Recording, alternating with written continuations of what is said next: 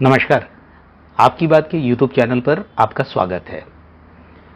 नीतीश कुमार की एक मुहिम जो विपक्षी एकता को लेकर चल रही थी, उसको आज कांग्रेस ने ही पलीता लगा दिया। सिर्फ कांग्रेस ने ही नहीं, वो कुछ और जो विपक्षी दल हैं उन्होंने पलीता लगा दिया। और ये कैसे हुआ और किस मौके पे हुआ, ये आप सब किसी को पता है। आज कर्नाटक के मुख्यमंत्री के पद की शपथ होने वाली थी। पूरा का पूरा मंत्रिमंडल ने शपथ लिया और उस मौके पे विपक्षी दलों को ये कहा गया था कि विपक्षी सारे दल उसमें शामिल किए जाएंगे, मुख्यमंत्रियों को बुलाया जाएगा। लेकिन कई ऐसे मुख्यमंत्री रहे जिनको बुलावा ही नहीं गया, और जो कुछ बुलावा किसी को गया तो उसने व्यक्तिगत तौर पे उसमें शामिल होने से इनकार कर दिया। तो किन मुख्यमंत्रियों को छोड़ा गया, तो अगर उस पर एक नज़र डाल लेते हैं तो आपको उसका पता चलेगा।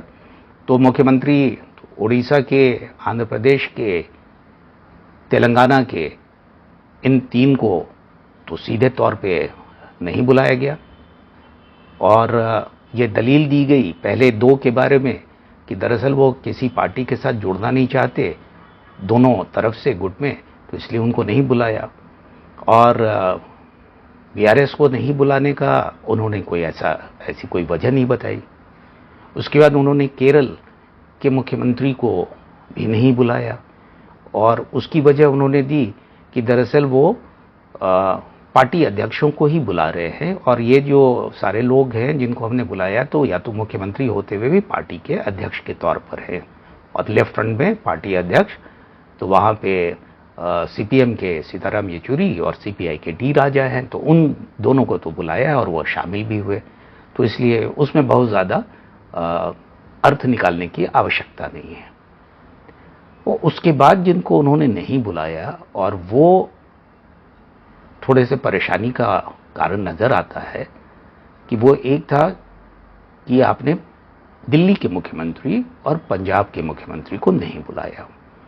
और ये जब मैं ये कहता हूं कि नीतीश कुमार जी की मुहिम को कैसे कांग्रेस ने पलीता लगा दिया और क्यों लगाया, कारण वो जानते हैं, और हम सब किसी को समझ में आता है कि दिल्ली में उन्होंने स्वीकार नहीं किया है कि उनकी स्थिति जो है सो वो लड़ने की नहीं है। आज की तारीख में आम आदमी पार्टी के साथ में उनका सपोर्ट बेस खत्म हो गया है, लेकिन वो मानने को नहीं तैयार हैं। पंजाब में वो अपने आप को छला हुआ महसूस करते हैं और कहते हैं कि मजबूत पार्टी वही है, तो वो एक एबरेशन था, तो वहाँ पे उनका मुकाबला उनको करना है, तो पंजाब में वो नहीं गए। लेकिन ये आम आदमी पार्टी के पास ही सबसे पहले नीतीश बाबू गए थे मिलने के लिए, और निकलने के बाद जब निकले थे तो दोनों को इन्हें यही चीज़ कही थी कि बीजेपी को हराने के लिए हम सब कोई एकजुट होंगे और विपक्ष उस दिशा में काम करेगा। ये पहला मौका था जब विपक्ष को एकजुट होने की बात हो रही थी, दिखाने की कम से कम बात हो रही थी, लेकिन जब इनको नहीं बुलाएगा। लेकिन उसके बाद जो बड़ा झटका एक लगा, और तो वो ये रहा कि पश्चिम बंगाल की मुख्यमंत्री को न्योता तो जरूर गया था, और पश्चिम बंगाल के मुख्यमंत्री के पास नीतीश जी भी गए थे। लेकिन ऐसा उन्होंने भी हाल में जब जीत हो गई थी तो उसके बाद कांग्रेस की, तो उन्होंने एक तरीके से संकेत भी दिया था कुछ नरम पड़ने का कि हाँ, हमको उससे कोई परेशानी नहीं है उनके साथ चुनाव लड़ने में। कंडीशन उन्होंने ज़रूर रखा था कि आप हमारे जो भी रीजनल पार्टी हैं उसमें कोई आदमी दूसरी पार्टी अपनी दखल अंदाजी ना करे। तो वो न्योता तो स्वीकार किए, लेकिन खुद नहीं जाके उन्होंने अपने एक सांसद को भेज दिया। तो अब ये डाउनग्रेड करना जिसको कहते हैं कि वह पूरे के पूरे रिश्ते को डाउनग्रेड करने का उन्होंने काम किया, तो बहुत आसानी तो होने वाली दिख नहीं रही है। अब एक और वो चीज़ है कि जब पार्टी के अध्यक्ष को ही आपने बुलाया, तो पिछली दफा आपने मायावती जी को बुलाया था, इस बार मायावती जी नहीं है। और उसके ज़्यादा जो मुश्किल की बात ये हुई, जो नीतीश जी के लिए एक और थोड़ी मुश्किल की बात हो गई, कि वो अखिलेश यादव जी के पास भी मिले थे, और मिलके उन्होंने भी वही बात कही थी जो ममता जी ने कही, और चुनाव का नतीजे आने के बाद भी उन्होंने बिल्कुल उस वही टोन रखा, उसी तरह की बात कही जो कि ममता बनर्जी ने कही थी। न्योता उनको गया कांग्रेस की तरफ से, लेकिन इस बार उन्होंने न्योता को स्वीकार नहीं किया, वो वहां पे शामिल ही नहीं हुए। ये अलग बात है कि उनके सहयोगी उत्तर प्रदेश में फिलहाल जो मौजूदा जो सहयोगी हैं समाजवादी पार्टी के राष्ट्रीय लोकदल के अध्यक्ष जयंत चौधरी, वो जरूर वहां पे मौजूद रहे।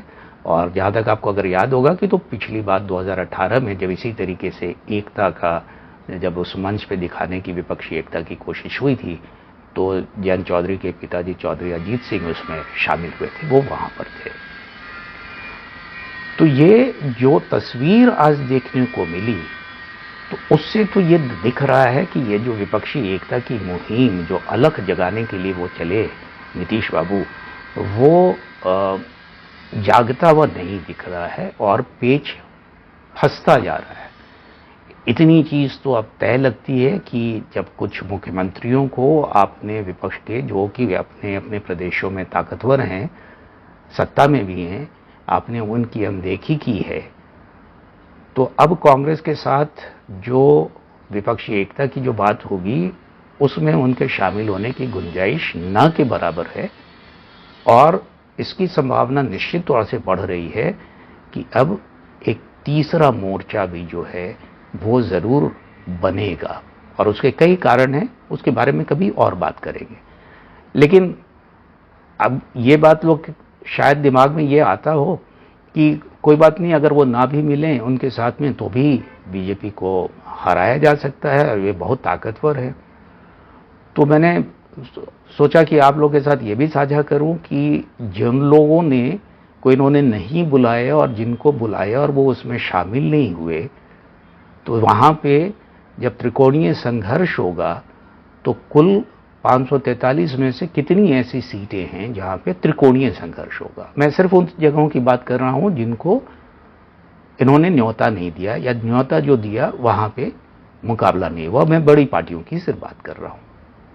तो ये कुल योग जो है वो मैं आपको बताता हूं। सबसे बड़ा प्रदेश उत्तर प्रदेश, उसके बाद बंगाल, उसके बाद आप आंध्र प्रदेश, तेलंगाना, और साथ में कर्नाटक को नहीं भूलने का है, और पंजाब और दिल्ली। तो ये कुल योग 263 सीटों का होता है। तो 263 सीटों में तो घमासान होना कम से कम तो तय हो चुका। अब बाकी जो चीजें हुई, जितनी सीटें बच गई, उसमें क्या स्थिति है, तो अगर आप उसका भी आकलन करते हैं तो 9 ऐसे राज्य हैं जहां पे कांग्रेस और उस या तो सीधी टक्कर में है या सबसे बड़ी पार्टी के तौर पे टक्कर में है। और वो जो राज्य हैं जहां पे वो सीधी टक्कर दे पा रही है और बड़े इसके हिसाब से है, तो कुल सीटें वहां पे 154 आती हैं। कुछ राज्य हैं, 5 ऐसे राज्य हैं जहां पर वो किसी अलायंस में अभी फिलहाल है। जैसे केरल में एक उनका यूडीएफ का है, महाराष्ट्र में वो एमवीए के साथ है, बिहार में वो महागठबंधन में है, उसी तरीके से झारखंड में गठबंधन में है। तो जब इन सारे चीज़ों को अगर आप मिला के देखते हैं तो ये 161 के करीब की सीटों की बात बनती है। तो कांग्रेस सीधी टक्कर में 114 और 161 सीटों में वो अलायंस के साथ में, तो ये 275 सीटों पे वो ये मुकाबले में आ सकते हैं। तो अब इस चीज का क्या फायदा होगा, क्या नुकसान होगा, इसके बारे में तो थोड़ी सी जल्दबाजी हो जाएगी कि किसको इसका फायदा मिलेगा और क्या होगा। लेकिन आज की तारीख की बात कर रहे हैं, मैं इससे इंकार नहीं कर रहा हूं कि आगे हो सकता है कि एकता की बात हो जाए, सबको मिल जाए और सब मिलकर चुनाव लड़ने की बात करें, कोशिश उनकी वही होगी। लेकिन आज की तस्वीर, इस वक्त की तस्वीर यही कुछ दर्शा रही है। तो इस वीडियो में इतना ही। आगे किसी और मुद्दे पे आपसे बात करूंगा। तब तक के लिए आपसे विदा। आपसे जाने से पहले आपसे गुजारिश है कि आपकी बात के YouTube चैनल को आप ज़रूर सब्सक्राइब करें, लाइक करें और शेयर करें। नमस्कार।